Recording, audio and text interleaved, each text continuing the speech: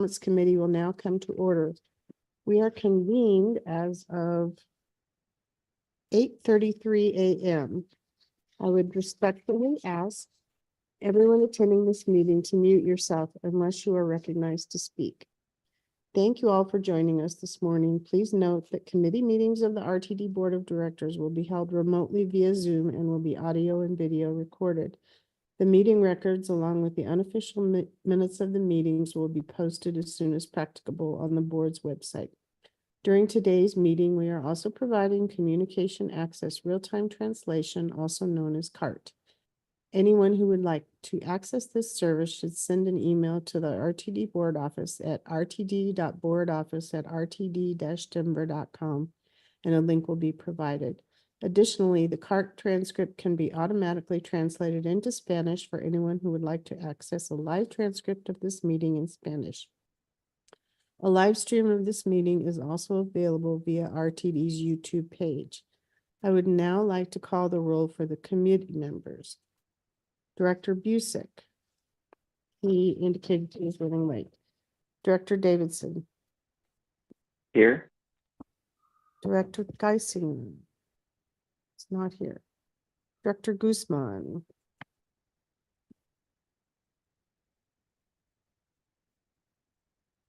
Director, were you on mute, Director Guzman? Yeah, you're on mute. He's here. Director Lewis. Present. Director Tisdale. Present. And I'm Peggy Catlin and I am here. So for the record, we have 5 present and two absent or not yet joined. I will open the public comment period to anyone who would like to address the committee regarding any topic listed in the published meeting agenda for the current and immediate preceding month. If you wish to speak and have not already done so, please either raise your virtual hand or press *9 on your phone. During the time, the committee will not offer any direct comments or responses. However, if you would like to be contacted regarding your public comment, please email the RTD board office at rtd.boardoffice@rtd-denver.com. Mr. Kroll, are there any hands raised for public comment? Committee Chair Catlin, this is Jack Kroll, Executive Manager of the Board Office. There is no one present who has raised their hand in desire of providing public comment. And in the last 4 minutes, have we received any email comments since you last updated me? Yes, Committee Chair Catlin, there were no emailed comments received in advance of this meeting as public comment. Thank you very much. So with no other participants in the queue, we will close the public comment period at this time. We only have one discussion item this morning, which is for us to discuss key organizational performance metrics. General Manager and CEO Deborah Johnson and John McKay, Executive Business Partner, will you please present this item? Thank you very much, Committee Chair Catlin. Greetings to all. I'm Deborah Johnson, serving as the General Manager and CEO, and as introduced by the Committee Chair, we will have a discussion relative to key organizational performance metrics. For purposes of discussion, this is a matter that has been before this committee on several occasions since the spring. And what the intention here today is to ground us relative to the paths forward as it relates to our key organizational performance metrics. Recognizing that this body adopted a strategic plan in August of 2021 that has 4 strategic priorities, being community value, customer excellence, employee ownership, and financial success. Over the course of the period of this strategic plan, we have been intentional in reference to garnering opinions, perceptions, and attitudes from not only employees, but community members, as well as actual customers. Just at the previous meeting, you received a briefing from our third-party consultant in which information was shared relative to our customer satisfaction as well as our Net Promoter Score. Prior to that, there was a presentation during the month of July relative to paratransit, and then the employee survey results were provided to you. Those elements help inform our path forward relative to our strategic initiatives that we as an agency undertake from a staff perspective to ensure that we are meeting the needs of our customers, employees, and constituencies. Those are back to basics, people power, Wolfman Transit environment, and most recently, customer and community connections, in which we are committed to fostering an environment where we can improve the customer experience. Taking all that information together and coupled with our performance management process, we as individuals here that comprise the agency have various SMART goals being specific, measurable, attainable, realistic, and time-bound that are tied to those. In reference to achieving success for the organization, individual performance goals for employees feed into work unit goals, division goals, departmental goals, yielding outcomes from the agency that can consist of being lagging indicators or leading indicators. What we have also done since we had last convened, I, along with Executive Business Partner McKay, Committee Chair Catlin, and Board Chair Eric Davidson, have gotten together looking at the various aspects of those key organizational metrics, so we can ensure that you as board members are getting information that you need relative to the agency's performance. This has been a very detailed process relative to getting with business leaders within the organization and identifying what those metrics will be, recognizing that we're trying to enhance the elements that we were able to garner from our constituencies through the survey gathering. And then more specifically, we want to ensure that these are actionable items that can yield success. And so we're currently in the process. With me teeing that up, I am going to yield the floor to Executive Business Partner McKay so he can explain in great detail what we're doing. We hope to ground everybody here. And at next month's meeting, we intend to show you a dashboard with the metrics more specifically so you can have an understanding if this is the direction that this board, I could say committee, but then holistically the board would like to go. So with that, Mr. McKay, I will yield the floor to you, sir. Thank you. Thank you very much. As introduced, I am John McKay, Executive Business Partner. And just to touch on what GMCO Johnson has said before, the performance dashboard is the single repository for the information that we're discussing here today that is currently being fleshed out, that is located on the agency's website. This was launched back in May, and we've had discussions over the last few months as to what all needs to be populated on that website. And the chair has done yeoman's work in populating a very large spreadsheet that we're using as a cheat sheet behind the scenes here to see what is currently displayed on the performance dashboard, some elements that need to be bolstered a little bit behind the scenes.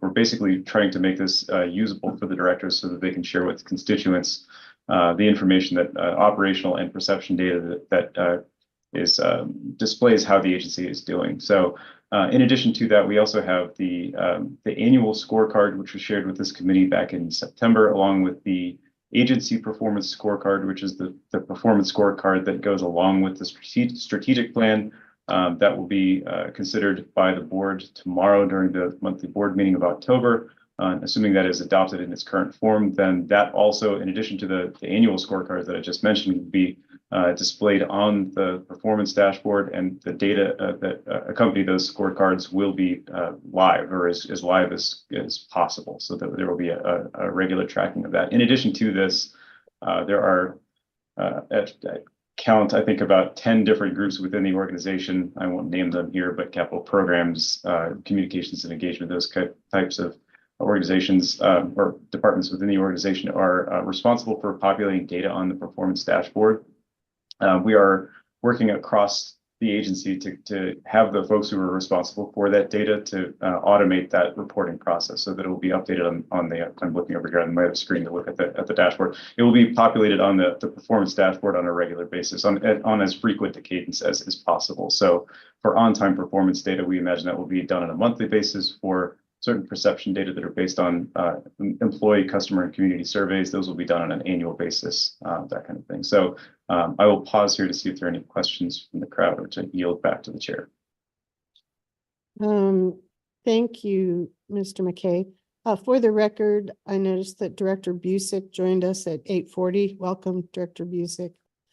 Are there any questions from directors? For Mr. McKay or Ms. Johnson?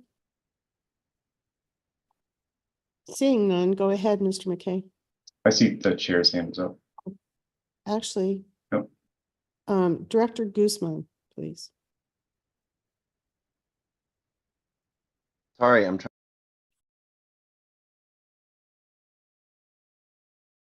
Director Guzman, you are still on mute. I'm working on it. It's a technical thing on my side. Does that work? Yes. All right. Thank you for bringing this forward again. We do have quite a list of things here that you're presenting to us. I will point out one thing that I'm really happy to see on there is the ridership numbers, as that continues to be something that the legislature is talking about wanting to see. And I think we just need to make it accessible and easy for people to look at it and figure out what it is they're looking at. So I appreciate that. I'm also just looking online while you were going through this at just what our current reporting structure is available, right, to the public and what they can find on there. So when we see this next month, how soon will it be before the public sees this? Because what we see in this format may not be the same. And I am more concerned about this getting published and being made public than for my own use. It's cool that I can have it. It's great that I have the ability to find this tool and use it when I'm communicating with my constituents. But really the impetus from this came from outside the agency for the public. And so I'm more concerned with that deadline than anything else. Thanks. I see Ms. Johnson has her hand raised, but I'd like to recognize that Director Geisinger has joined us as well. Welcome. Ms. Johnson, would you like to respond to that, or Mr. McKay? Yes, thank you very much, Committee Chair Catlin, and thank you, Secretary Guzman, for your question. Quite naturally, we want to ensure that the board has an opportunity to understand what we are putting forward into the public-facing arena. The point is that we want to ensure that you all are comfortable with it, can be highly communicative about it, and understand the nuances associated with it. And then basically, by virtue of agreement, head nod, alignment, we would then go forward to ensure that that was publicly transparent, no different as we have done with survey data and things of the like, where we have brought it in this form first so you guys would understand. Mr. McKay, is there anything further that you would like to add relative to my response? Just to note that specifically to ridership, and thank you for the question. Ridership, we have data, useful data back about 7 years now, and that obviously goes back pre-pandemic. What it will not show is the trend line downward from about 2014. Transit agencies across the country started to experience a decline in ridership starting in about 2014 due to a number of factors, including transportation network companies and the proliferation of scooters and things like that. So it won't show that there was a decline starting at that point, and it won't show what a trend line would have looked like if there were no pandemic. And so the data itself it's useful to take a look at. There is a new normal. There is a new trend lines. Before there were about 8.5 million boardings per month. Now we're experiencing about 5.5 million boardings per month. And that is stable, even if you account for the zero fare for better air periods in the last 2 years. We obviously could not do this year. Even if you were to show those as, a 10% bump in ridership for those 1 or 2 months for those years, even accounting for those, you will see that trend line of about 5.5 million boardings per month is the new norm. So there is conversation about having more ridership on the system. It's hard to say where that ridership is coming from if this is the new trend line. Ms. Johnson, please. Yes, thank you very much, Chair Catlin, and thank you, Mr. McKay, for that information. One thing I do just want to put forth as additional color, and I know Secretary Guzman, you're probably very familiar with this, recognizing on Transit Tuesdays, there's been conversation around ridership and things of the like, and where the transit industry is collectively recognizing the trends are generally for a 3-year period. And we do know in reference to all of the economists and forecasters and things of the like, that 20% that was lost is for all intents and purposes probably lost. And as we look at where we are, the pandemic was nearly 5 years ago. So we're being intentional and proactive, recognizing that most transit agencies don't use ridership, i.e. as a goal or anything along those lines, because everything that we do based upon our core business function is rooted into transit service delivery, and those different elements come into play. So I just wanted to amplify that as we go forward, because basically we are no different than most other transit agencies in this country, recognizing where we are and what we're trying to really do is hone in on that customer experience. So we create our own promoters as we go forward. And of course, as we look at a multitude of different elements, and we spoke about this at the last meeting, whereby we are being intentional when we do comprehensive operations analyses, so we can determine where there is potential for growth, where is there development, looking at land use and looking at business development plans and things along those lines. So I just wanted to ensure that there was an understanding of what we're doing as we go forward, because generally speaking, in reference to data sets, we look at them on a 3-year basis going forward. So thank you very kindly for the opportunity to add that information. Director Guzman, does that address your concern at this point? Okay, good. Director Lewis, please. Yeah, I'm just curious if we're on the dashboard, once we make this public, will there be like a suggestion box of some type so people can respond on how if they're having difficulty reading the dashboard or suggestions? And then the second question, are we going to kind of do a review maybe after 6 months, looking at those comments and readjusting the dashboard? Mr. McKay, would you like to respond? There's nothing on the website right now indicating how folks can contact RTD. There are other avenues through the website itself. If there are comments, there's a customer comment form that's available. We could add a link to that. So Committee Chair Catlin, I have my hand raised, please. Yes, I see that. Go ahead. Oh, okay, thank you. Director Lewis, thank you very much for the question. Mr. McKay touched upon this somewhat. We have an open-ended comment form, and what we do is synthesize those comments relative to the different topic areas. And Mr. McKay did reference that there could be a link going forward, but of course, anything that we do is going to be evergreen, just as we did with our website, and take those comments into consideration because we want to ensure, recognizing, I pointed out the strategic initiative that we've embarked upon, talking about the community, the connections and so forth. And we're trying to improve that experience. So that is something that we will have a laser-like focus on. Thank you.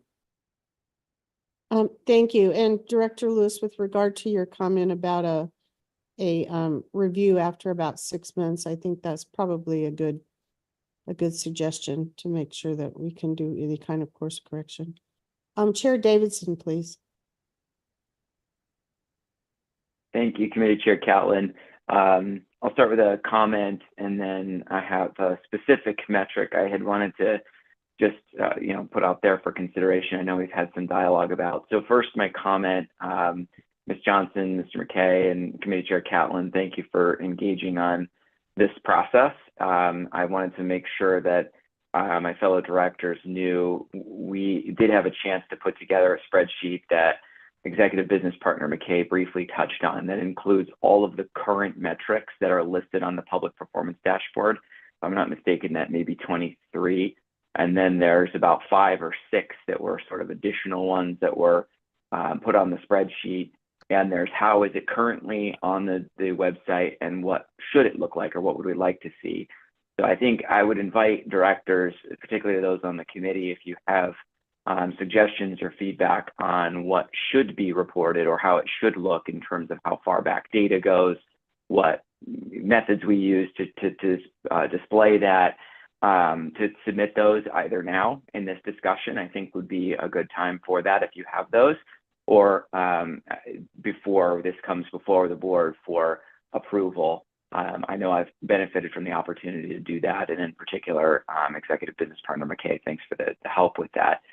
One of the ones that I know is not currently on the website, but I've heard a number of times, and I know I've brought up as being something that I think is an interesting thing to report against, is the percentage achievement to our plan.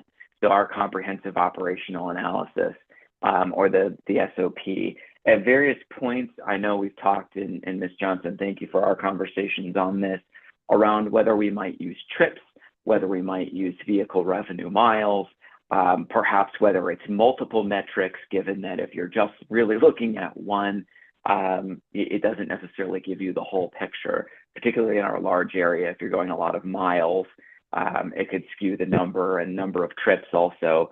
There's a lot of short runs that could skew that. But I wanted to make sure we had just a little bit of airtime to see if other directors have feedback on that. If Ms. Johnson, if Mr. McKay, you have any thoughts around that. It's one that I find myself asking a lot as a director of how are we doing against plan. It's also one that I've heard from the public of, well, how close are we? And the final thing I would say is, as we prepare for the next comprehensive operational analysis, it'd be really nice for the board to know what are some of the metrics we would anchor against to set that plan and measure our progress. So I think there's a little bit of a question in there, just that Ms. Johnson, Mr. McKay, if you want to comment on it. If not, I know we've had some dialogue, but also if there's other feedback from directors. So thank you, Committee Chair Catlin. I'll stop there.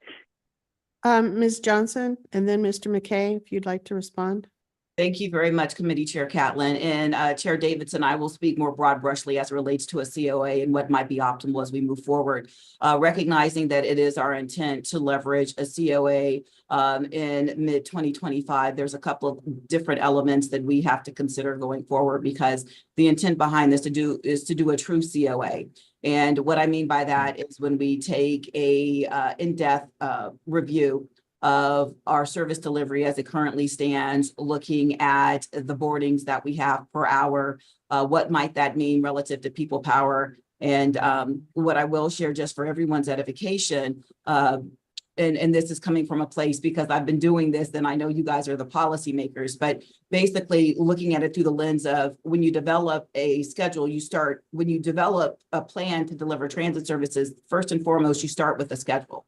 And in that schedule, you discern how many vehicles you need, and then you go to the people power aspect, and then you go to the management side of it. But rooted in all of that, for a transit agency, the primary foundational piece is the cost associated with it. So recognizing that should be the foundational element as we develop our budget, as you have heard me say on numerous occasions. So with that as the backdrop, as we move forward, we would want to look at the efficiency of our system and the efficacy of our process as well as we go forward. So during the course of that process, I think it would behoove us to discern what might be optimal for our transit network, because it's not a cookie cutter approach. So you made reference, Chair Davidson, relative to our large service area.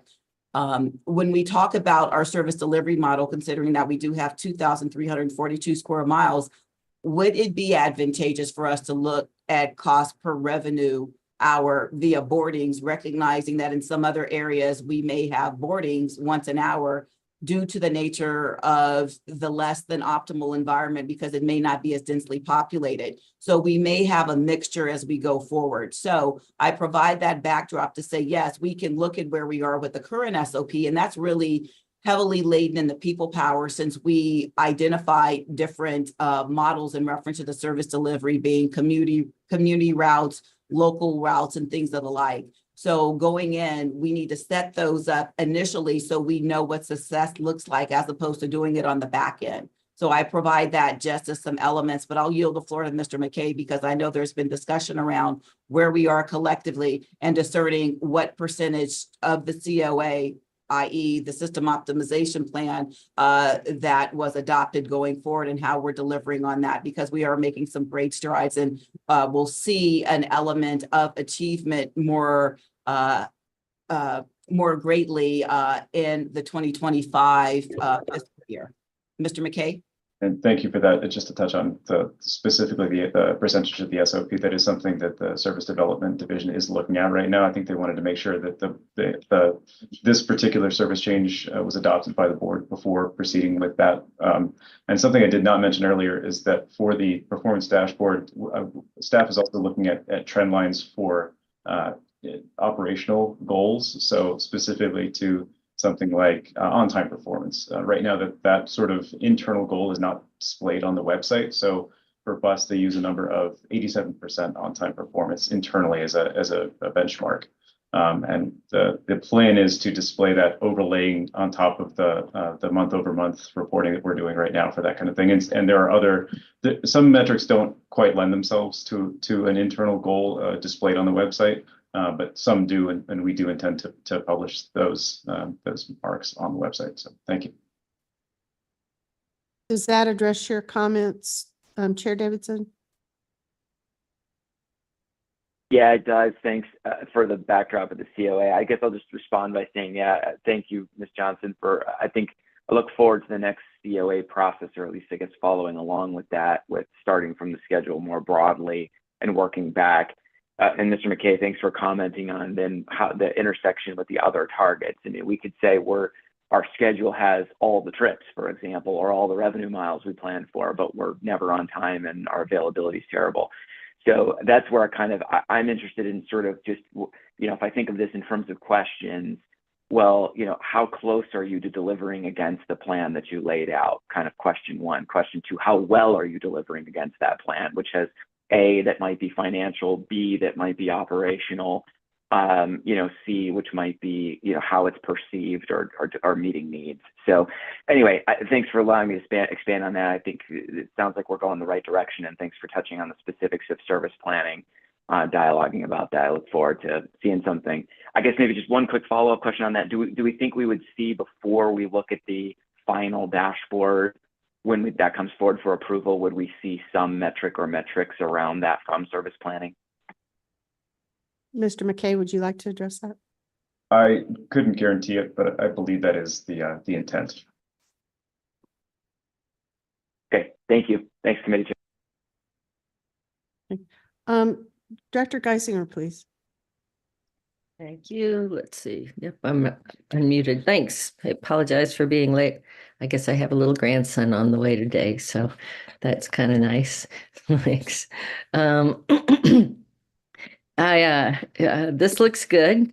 I have a few questions. I think one of my questions is just sort of what the presentation will show. I think that, for instance, ridership right now, I can't say right now, I haven't looked at it for a couple of weeks, but on the performance dashboard, it just showed March of 2024, which doesn't give anybody a comparison for what it's been last month or a year before, or whatever comparisons we want to set up. Will that be changing? Mr. McKay, would you, or Ms. Johnson, one of you? Yeah, I was going to say we do have that data because, of course, that's how we know we're making improvements. So I was waiting for Mr. McKay to showcase how we're going to depict that, but we do have all that information because I know I review it on a monthly basis. So Mr. McKay. Sorry, my audio was dropping out over here. So could you repeat? Oh, the question that the second chair Geisinger asked relative to our boarding information that we collect monthly in the showcased, would that be depicted on the dashboard month over month, year over year from comparative purposes? And I said, I believe it would be because we do have that data readily available. So if you can confirm that. Thank you. I missed that one little snippet of your question. Yes, it's actually it's displayed right now it's by mode currently. We will be adding to that. There is more data to be added to the graph right now.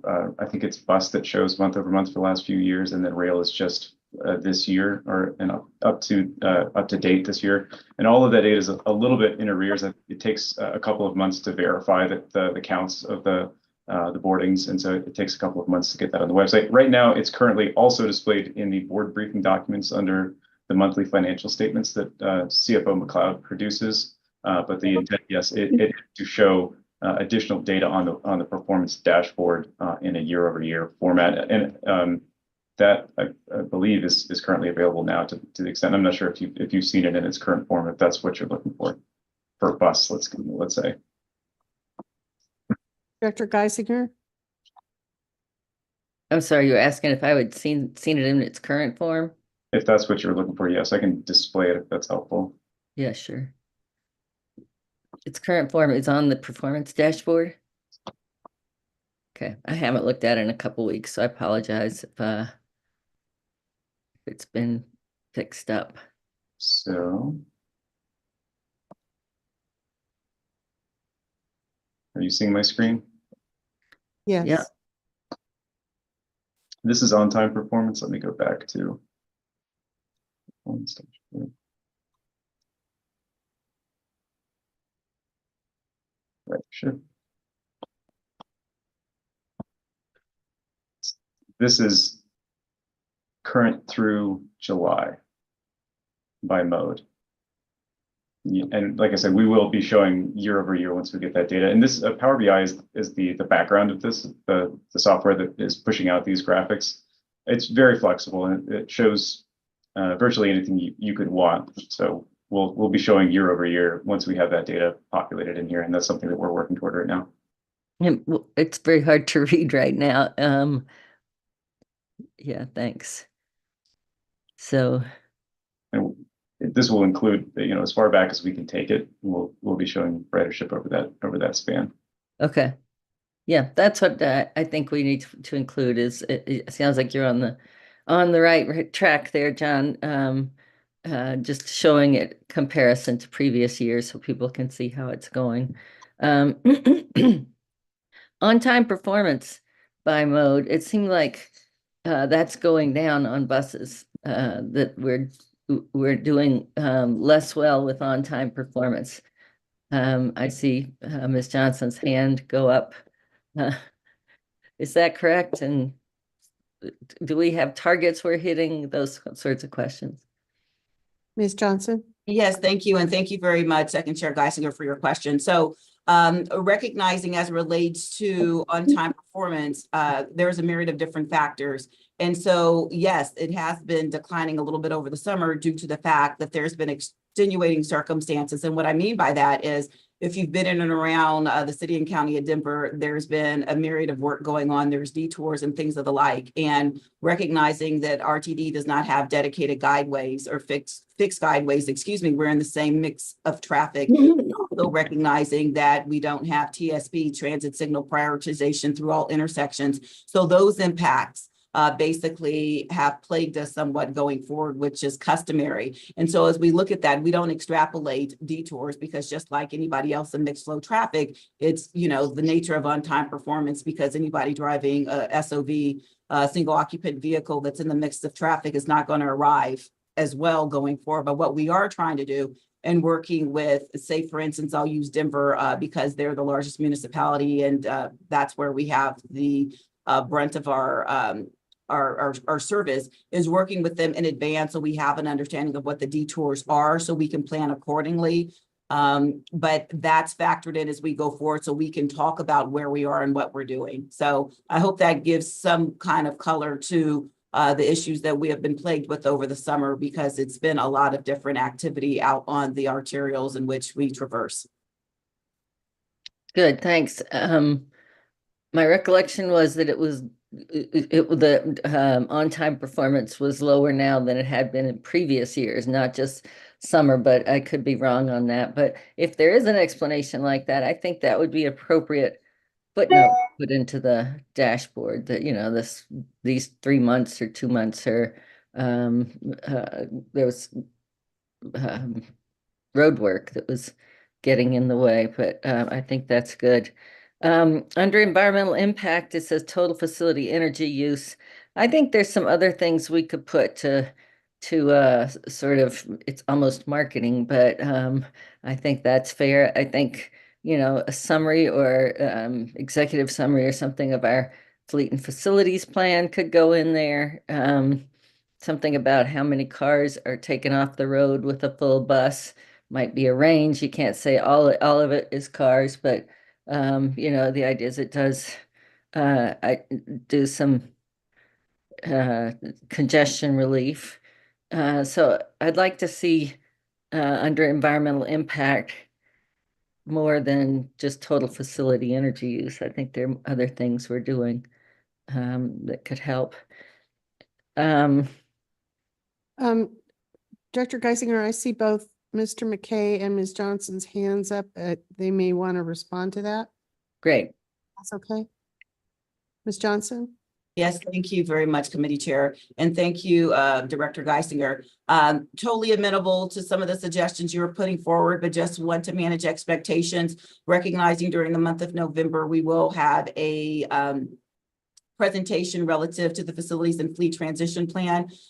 We have to ensure we have that information before we can know what we could possibly use from a metric vantage point. And then more specifically, as you talked about, how many vehicles a bus would take off the road. That's data that we would have to garner in working with our partners, and that'd be purely speculative. As you know, it's no different from when we did Zero Fare for Better Air. We don't have auspices over that data, so we have to work with, you know, the Dr. Cogs and the CDOT of the world, recognizing that they house that data going forward. But there could be some element of it. So I just want you to know that, yes, we're amenable to it. We'll see what we can do, but I don't know what that is in the absence of being able to lean in and garner a better understanding of what might be available. Got it.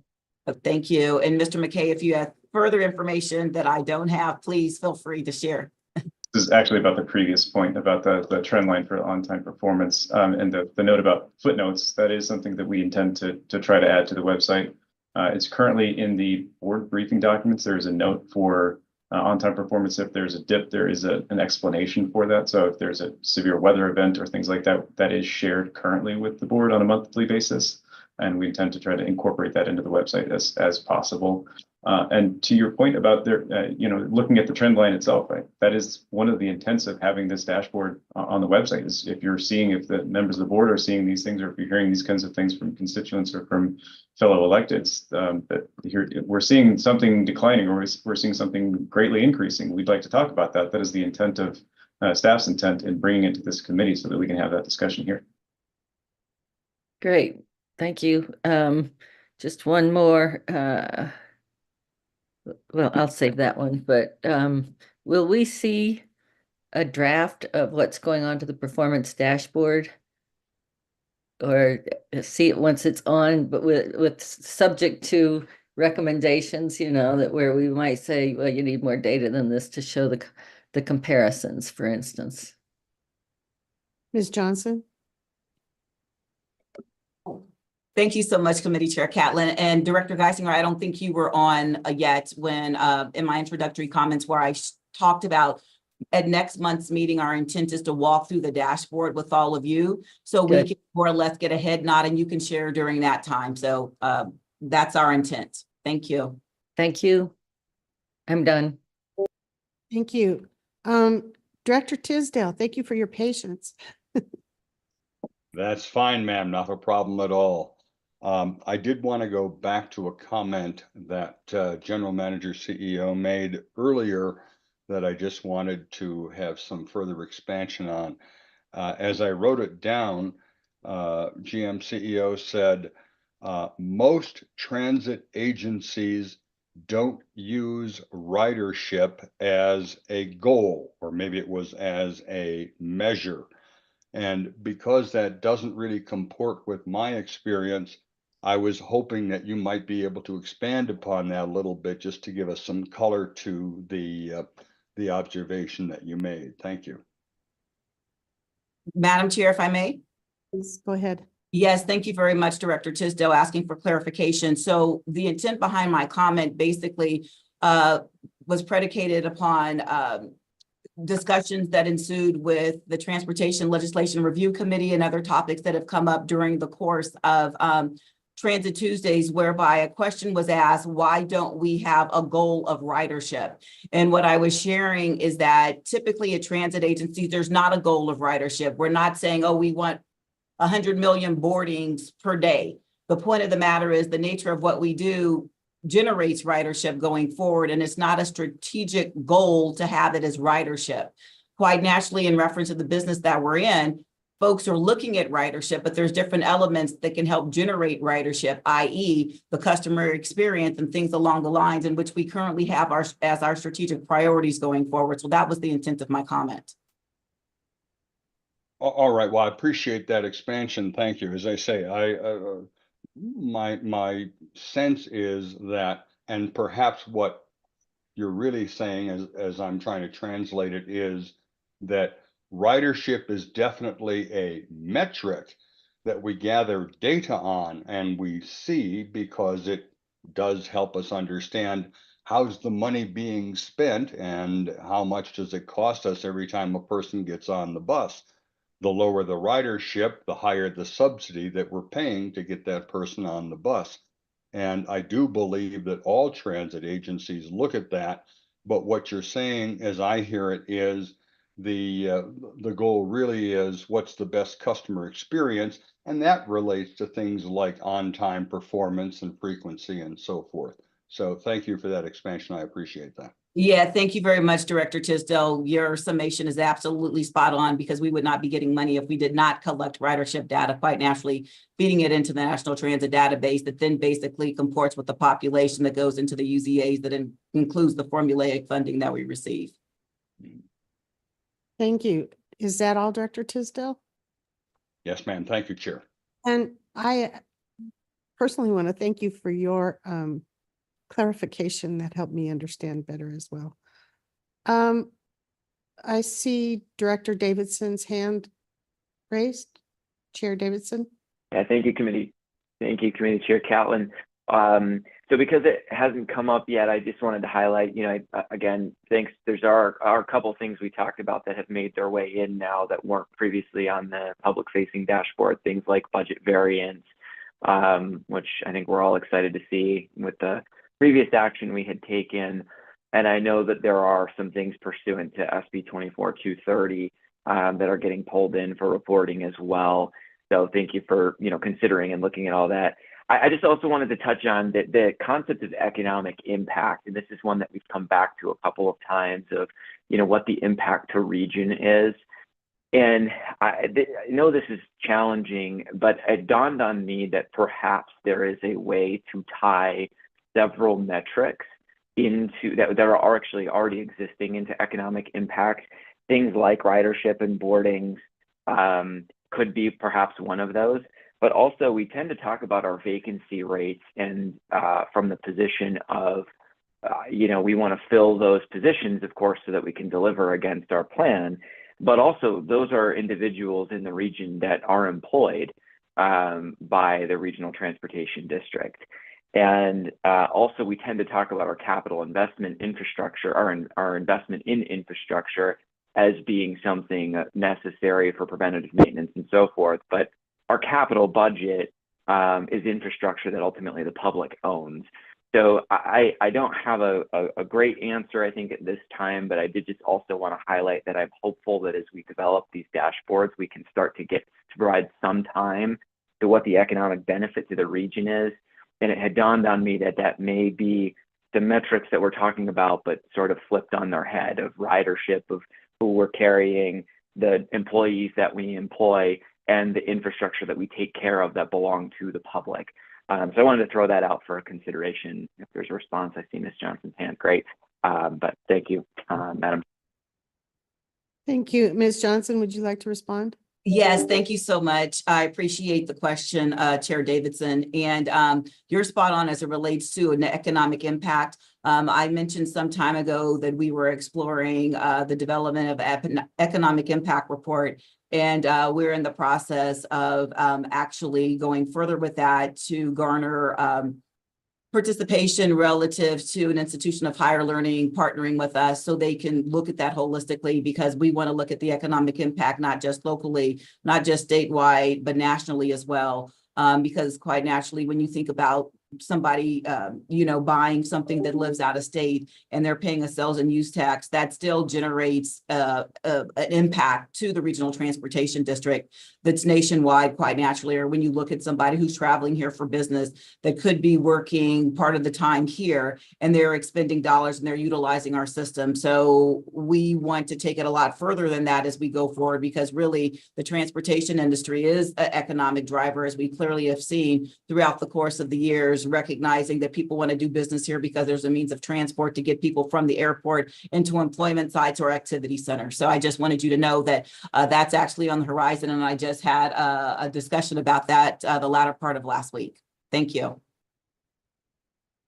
Thank you, Ms. Johnson. Director Guzman, please. While we're talking about dashboards and all of this fun stuff, I do have an actual numbers question. Forgive me if it's a bit out of the spot, but since we're talking about ridership and we're floating around that, on our communications from the agency, July and August for the last 2 years have been higher in ridership numbers. But the trend has always been to beat the last year in ridership, going back to 2021, actually 2020 after the real shutdown started. We have grown every year. So just as a curiosity, is there any reason to expect that we will not rebound in September? I know July and August, because of the zero fare for Better Air the last couple of years, will affect that number. So I'm not too worried about it, but is there any reason to believe that we wouldn't resume beating the prior year's numbers in terms of ridership going forward through the end of the year? Thank you. And then Eric, ditto. Yes, I agree with what you said about the economic impact report. Sorry, I just want to give that feedback. Ms. Johnson, would you like to reply? Yes, thank you very much, Committee Chair Catlin, and thank you, Secretary Guzman, for your question. So for all intents and purposes with the transit industry, typically, as you know, there's seasonal variation, since that's one of the reasons why we do well, it's embedded into our CBA, but when we look at service changes, we do them 3 times a year. And quite naturally, you see an uptick in September going forward. There's no indication why we wouldn't see that at this juncture, but that's hard for me to put a finer point on. As we proceed, there could be an amalgamation of different reasons that include activities from sporting event venues and things of the like as we move forward, recognizing that September is like the trifecta as you look at football, basketball, and there's hockey as well. So that could have some kind of seasonal push, but we don't have any other indication. And I know Mr. McLeod isn't on the call, but as we look at individuals in the financial realm that do the forecasting, there is some element where we believe that there could be an uptick, and that information has been presented to all of you all in the different forums through Finance and Planning Committee. So that's a long-winded way of saying, yeah, I think so. We will see soon, I guess. Dr. Busick, please. Thanks, Madam Chair. I just want to concur with a comment that Director Geisinger made about the display of the statistics, and when there is a reason for something changing, ridership, whatever it might be, to footnote that, but do so prominently to explain the reason for it. You know, not my dog ate my homework kind of an excuse, but when there are real concrete reasons that we've got a serious issue, I think it's important that we highlight that so that people can't just look at raw numbers and say, oh my God, look at this, ridership is horrible, and not know that there are really reasons for that and that they may be temporary, in fact. So thanks. I just wanted to concur with that. I thought it was a good comment. Thank you, Director Busick. Director Geisinger.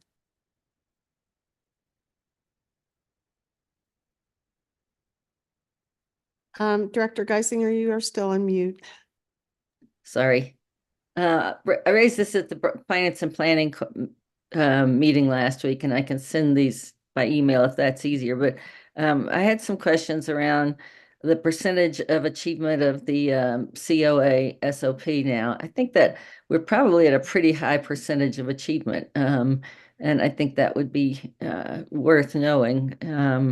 And I've also had some questions from others about how many routes were extended and how many are made more frequent in terms of hours, how many were made more frequent, how many came back.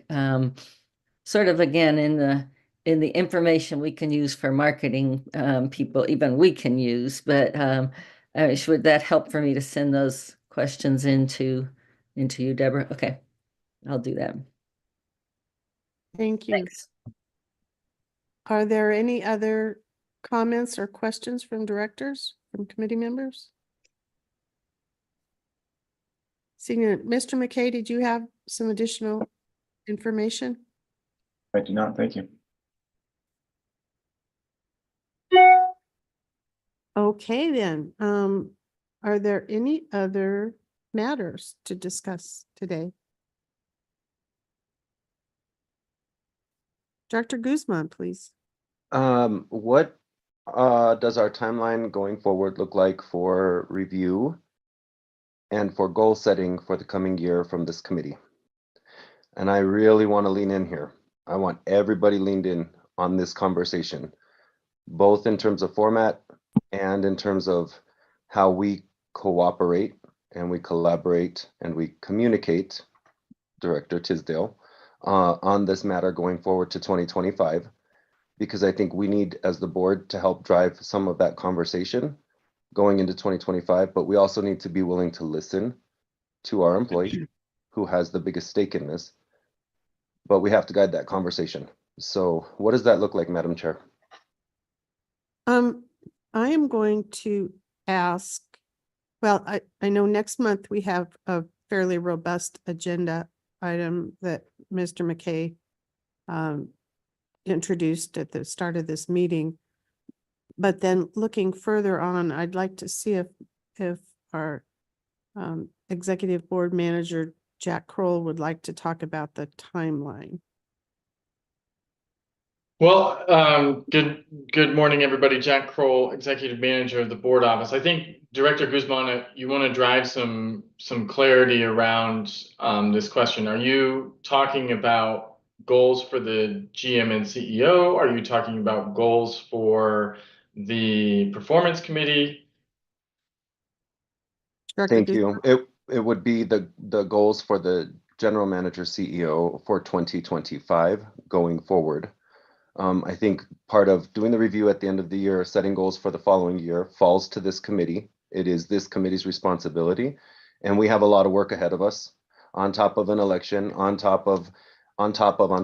We've got budget and everything else going on. So we need to set some valuable and key benchmarks for ourselves to meet our expected work calendar to finish up the work by the end of the year. And so I'm looking for feedback because I need to plan my calendar for the rest of the year around what we need to accomplish here, because I'm very well aware what will happen in the other committees that I serve on, but this one is still a big question mark for me. So I'm looking for sort of a feed forward and sort of a directional move so that I can clear space on my calendar to ensure we can get our work done here. We did start a little bit behind the ball because we started with the work plan that didn't come out as fast. So we need to make up some time somewhere. And unfortunately, that means that we will make up the time before the end of this year, I'm sure. We always do, but we have to drive this process through the end of the year to make sure that it's complete. And one of the things that happened last year was goals were presented, but goals were presented to us, not worked on with us to present to the board.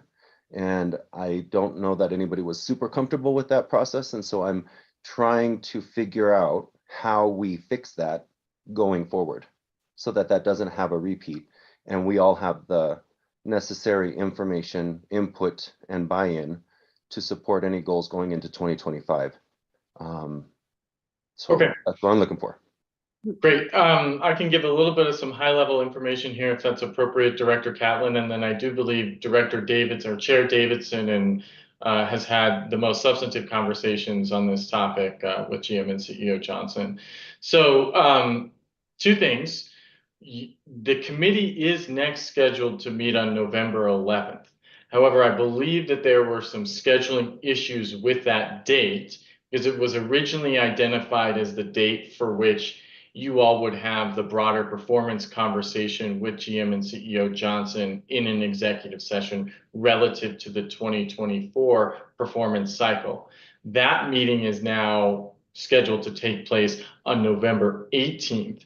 So the board office may very well need to do some calendars coordinating between now and the end of the week to pin down a date for this committee to meet in November if the 11th no longer works.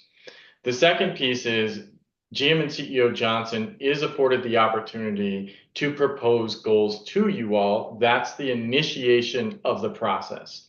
The third and final bit of high-level information I can provide here is that the board and GM and CEO Johnson, under the current employment agreement and subsequent amendments thereto, is required to agree upon those goals no later than January 31st of 2025.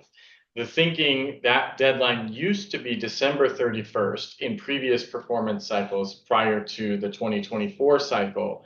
However, there was, I think, an acknowledgement by everybody involved that it was a heck of a lot to get done to close out the current year performance cycle, to pass the budget, to do all of the things related to the end of the year, and get those goals in place Further, it was commented upon as that amendment took shape and was eventually approved by everyone that having the goals be approved goals be approved as part of the performance assessment framework by January 31st would allow for incoming new directors to have the opportunity to comment. Now, that being said, I believe Director Davidson has had a number of conversations on this front already, and I think to suggest that this set of performance framework and set of goals would not be pretty well understood by all parties by the end of this year would be a bit misleading. I think there would be some opportunity for new directors to have some input, but for the most part, this thing is going to be battened down pretty well over the next 2.5 months. And with that, Committee Chair Catlin, I think it would be appropriate for Chair Davidson to chime in. Yes, I would like to call on him, but I would say that I know Director Geisinger and I have also had a discussion around goals and how this committee might provide input in the development of those goals. So before I'll let you think about that for a minute, Director Geisinger, but I'll yield the floor to Chair Davidson. Thank you, Committee Chair, and thanks, Mr. Kroll. I don't have much more to say than Mr. Kroll. You touched on all the points I was going to raise around. Just to kind of emphasize, we do have one meeting on the work plan that November 11th that was being moved to 18th that includes quite a few things, just to emphasize that. And that is what we did last year. It has the review of the 360, it has the evaluation review and the performance review of the general manager and CEO in discussion item form, not for action, which would occur in December. That also includes the discussion around the general manager and CEO's goals. So it is rather condensed. I do think that it would be beneficial for, to Secretary Guzman's point, and thank you for the question or the comment around this, I do think it would be better for the performance committee to engage in an earlier time frame with the general manager and CEO. We've tended to have this problem in performance committee where we're reinventing the framework each year and then losing the substance in the process. And I think, woulda, shoulda, coulda, I think next year there should be an opportunity for engaging earlier on the goals. And so it might be that we want a dedicated performance committee meeting to discuss the areas of high level interest that the board is seeing and understanding in partnership with General Manager and CEO Johnson, who's dialoguing with her team about goals, and understand what the priorities are. And then the General Manager and CEO is recommending goals that this, board then reviews. That wouldn't be then the first time that we're seeing those. And then ultimately we're preparing this for action. And then, yes, I concur with what Mr. Kroll characterized, and he and I had a discussion around the importance of, although the approval of goals being December 31st, I think the board and the general manager and CEO need to have a pretty good handle on what that action will look like by the end of January. So it may be that we require some polling, Mr. Kroll, on getting an earlier discussion to dialogue with General Manager and CEO Johnson, who I think if she'd like to comment would be helpful to hear her feedback as well on the process for goal development and where we are across the entire agency. But I just wanted to add that to your comments, Mr. Kroll. Thank you. Thank you. Circling back, Director Guzman, does that begin to address your concern? Yes, I too would like to hear from CEO Johnson. I bring this up not to shock and awe anybody, but I am concerned with the last 4 months of the year being so busy for myself personally. I can't imagine it's not busy for others.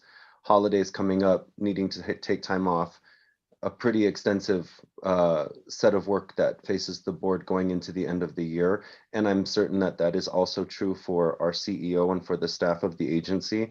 But this is something that I know I'll just be honest, I felt like the ball got dropped on it last year as part of this committee member, and I'm trying not to repeat a mistake of not saying something with enough time to do something about it. And so just to put everybody at ease, I'm coming from the place of curiosity.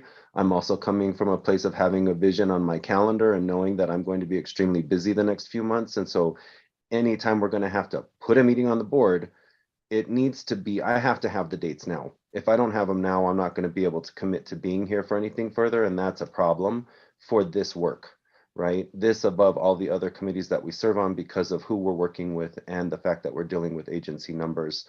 I don't want to be put in a position of not being able to be present for these conversations. And so that's why I'm bringing it up now. Thank you for entertaining the question and the comment, and I appreciate everybody's input. Thanks. Thank you.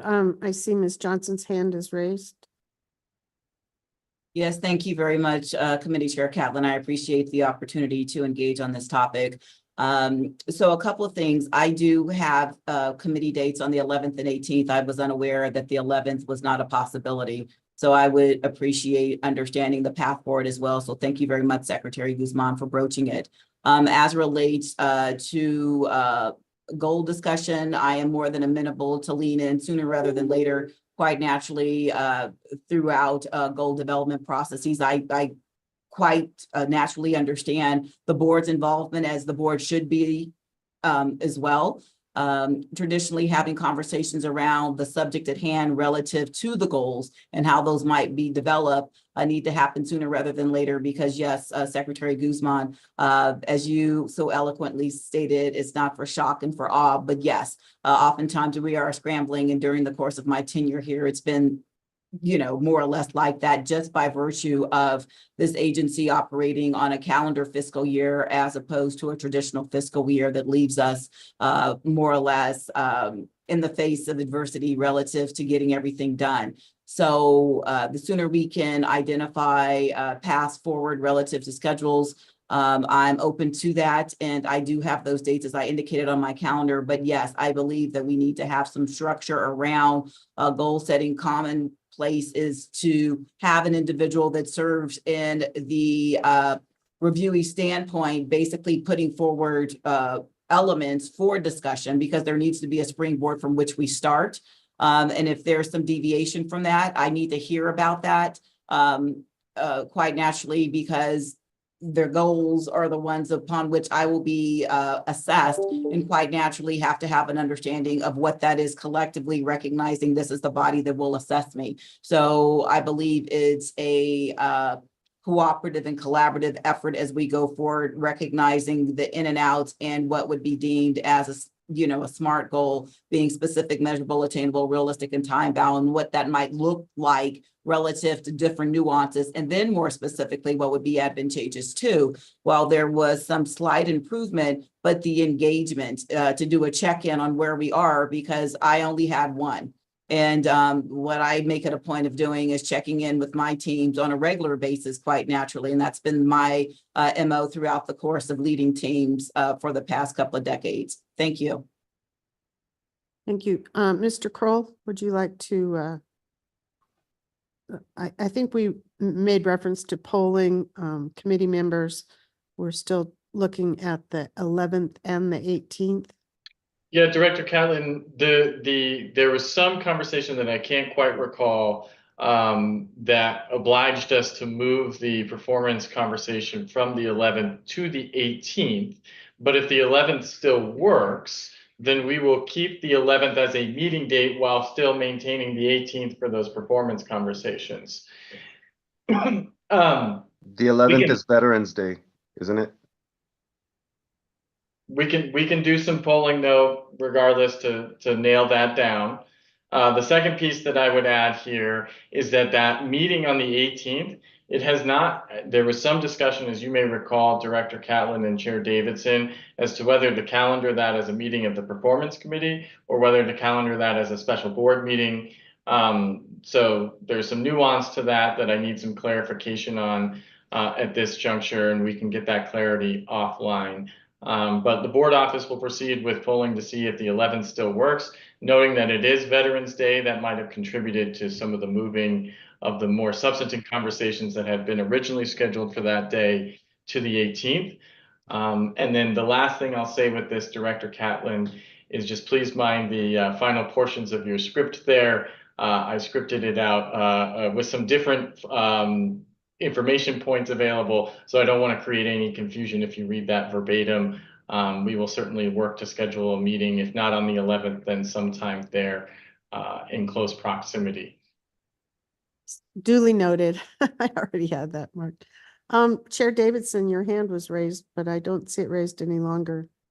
Did you have a comment?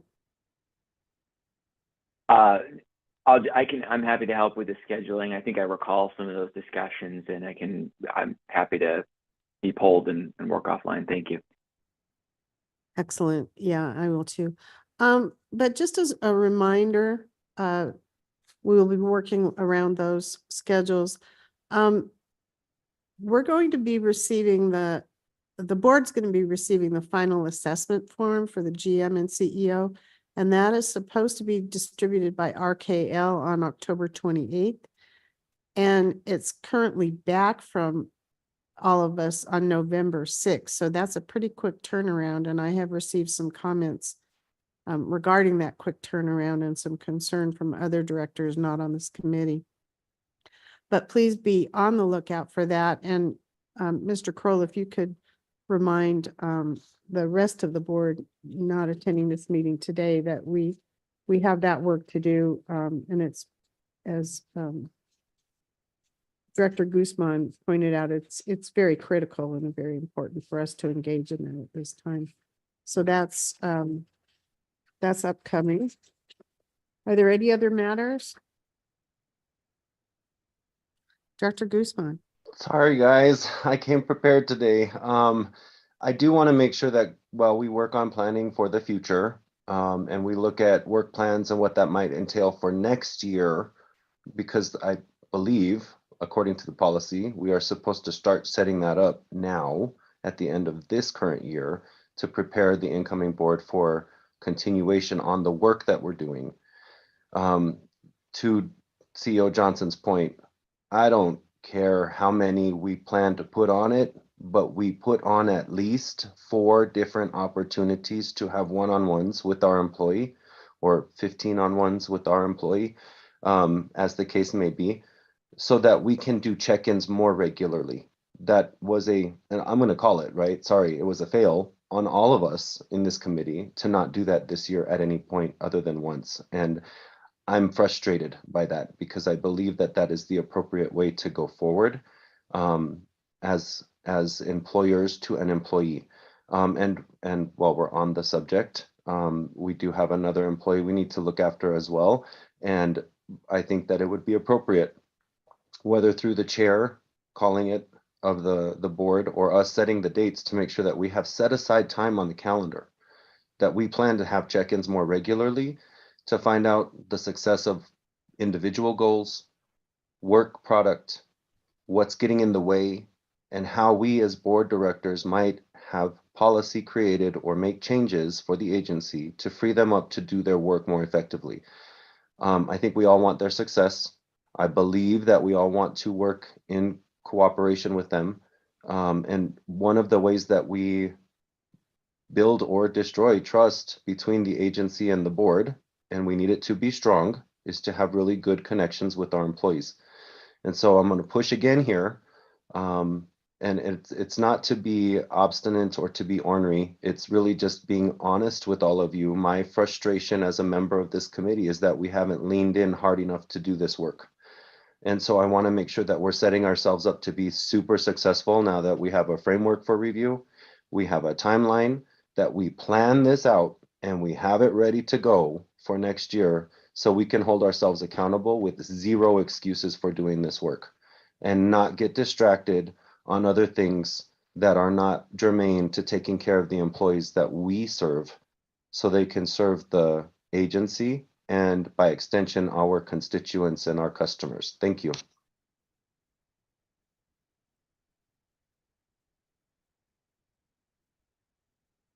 Whoops.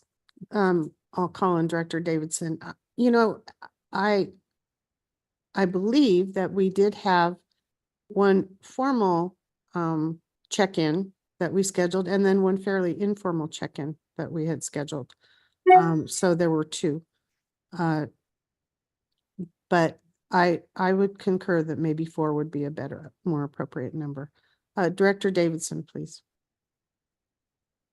Yeah, thank you. I just want to thank Secretary Guzman and say my recommendation, absolutely, having served on this committee and board for a couple of years here, I've said it in different forums, I'll say it again here, lock in the process because it is a lot of time that we spend on the process. I think what will come out of this year is the framework for 360 review, the framework for how we have done the short-term goals and the analysis of that this year. I think that those are things we need to lock in and keep that structure the same so that next year the goal discussion starts earlier and those check-ins do happen. So I just wanted to take that opportunity to say in a different forum, another way that let's not change the formula this time. And I think that will allow more time for the actual work itself. Thank you, Chair Davidson. And I actually had a question from another director not on this committee regarding the formula and implying that it had changed from January, and I needed to look into that a little bit more, but I don't think that the intent of this committee was to alter the structure at all for the formula. Okay. Are there any other matters to come before this committee? So Mr. Kroll will be polling and we will lock down the November 11th and November 18th dates as we move forward. Anything else? Not seeing anything, we will adjourn this meeting at 9:44 a.m. Thank you all for your participation. Bye, everyone.